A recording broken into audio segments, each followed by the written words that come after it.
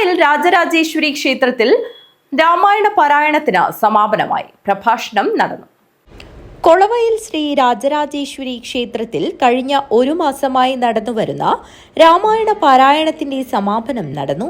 വീടുകളിലും ക്ഷേത്രങ്ങളിലുമായി നടന്ന രാമായണ പാരായണത്തിൽ നിരവധി ഭക്തജനങ്ങൾ പങ്കാളികളായി.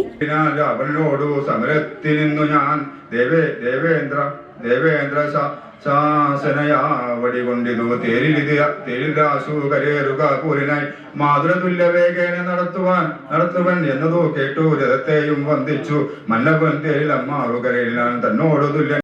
പാരായണ സമാപന ദിനത്തിൽ ക്ഷേത്രത്തിൽ രാമായണ പാരായണത്തിന്റെ പ്രസക്തി എന്ന വിഷയത്തിൽ പ്രഭാഷണം നടന്നു.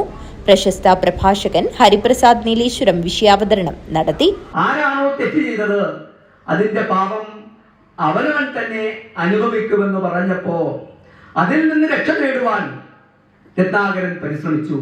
സപ്തർഷികളെയെല്ലാം കൊള്ളയടിച്ചുകൊണ്ട് കാട്ടിലൂടെ തന്റെ തെറ്റായ പ്രവർത്തനത്തിലൂടെ എല്ലാവരെയും കൊള്ളയടിച്ചുകൊണ്ട് ജീവിക്കുന്ന ആ കാട്ടാളനെ സപ്തർഷികൾ ഉപദേശം നൽകി, നിങ്ങൾ ചെയ്യുന്ന പ്രവൃത്തി തെറ്റാണെന്ന്.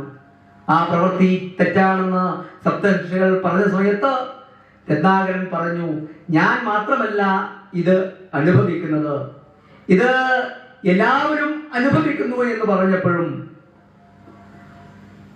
രത്നാകരൻ തന്റെ ഭാര്യയോട് പോയി ചോദിച്ചപ്പോൾ ഭാര്യയാണ് പറഞ്ഞത്, ഇത് നിങ്ങൾ തന്നെ അനുഭവിക്കേണ്ടി വരുമെന്ന്. ക്ഷേത്രം പ്രസിഡന്റ് KV ലക്ഷ്മണൻ അധ്യക്ഷത വഹിച്ചു.